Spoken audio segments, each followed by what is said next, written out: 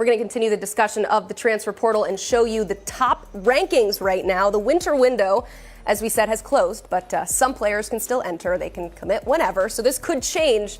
But you see the Rebels in the top spot. The team we've highlighted, though, Colorado, last year's #1 team, is not far behind as the #2 portal class. And it doesn't have maybe the record-breaking numbers like we saw last season, but let's dig a little deeper into Coach Prime's incoming transfers and welcome on Adam Munsterteiger of BuffStampede.com. And Adam, the rebuild is still on, which means that Prime is very active right now in the portal. So let's start with some of the help he's bringing in on offense. Former Vandy wide receiver Will Sheppard. What are you expecting to see from him immediately? I expect him to replace the production that Xavier Weaver had in Colorado's offense in 2023. He led Colorado in receiving, and Will Sheppard comes over and he should replace that, like I said, he could even take it a step further. This is somebody that caught over 150 passes, had over 2,000 receiving yards at Vanderbilt the previous 3 seasons, but went largely under the radar in college football. He was on a Vanderbilt team that went 9-27 those 3 seasons. So now coming to play for Coach Prime and the Buffs, he's going to have a lot of eyeballs on him. His goal is obviously to get the attention of NFL scouts, and this is a move he feels will give him that extra exposure. And big target, 6'3", 205. A number of SEC Big Ten schools came after him as a transfer. Like I said, there's a real opportunity with him and Travis Hunter to be the top 2 receivers in Boulder in 2024. Whew. And plus side, his family does not have to buy a new wardrobe. They've already got the same colors, so that works out. A big emphasis is definitely on adding pieces on the defensive side of the ball, and they've done that by way of former Pitt defensive lineman Samuel Okunlola. How important was it to land him? Yeah, just like replacing Xavier Weaver's production at receiver was important, Colorado needed to replace the production on the edge of Jordan Dominic, who was one of their top defensive players this past year. They really liked the potential of Arden Walker, a local edge player that transferred back home from Missouri last year and started to show some flashes improvement during the 2023 season, but you needed to add another experienced piece in there. And Samuel Okunlola is not super experienced, but this is somebody that as a redshirt freshman tied for the team lead at Pittsburgh in team sacks, was only on the field for 266 defensive snaps for the whole season. So he was extremely productive in the reps that he did see in their defense. So he's a plug and play guy in pass rush situations right away.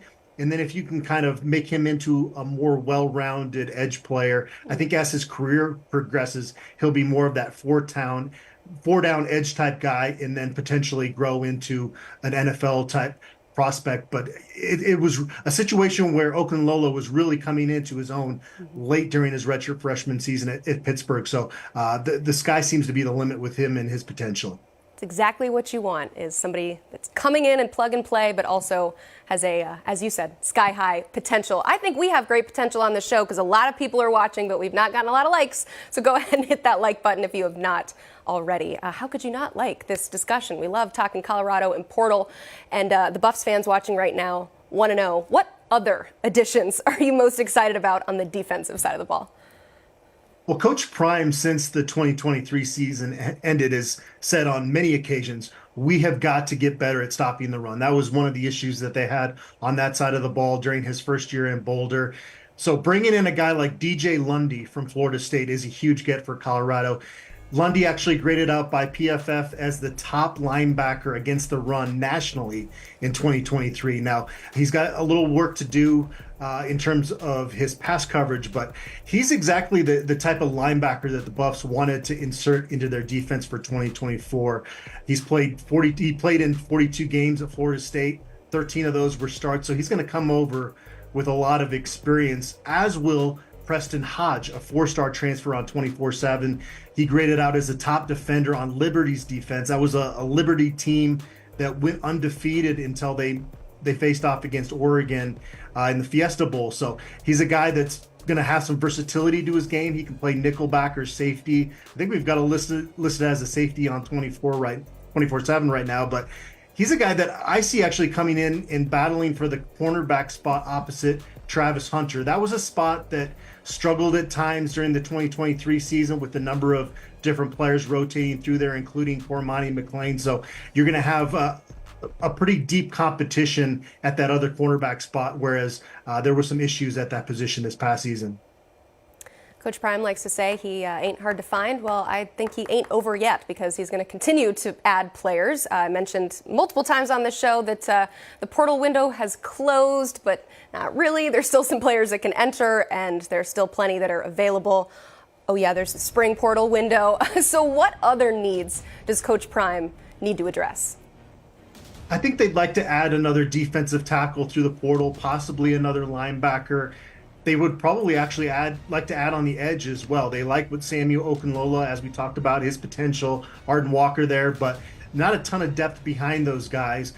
You're definitely going to want to bring in another tight end. That is actually a need that they might fill through the junior college ranks.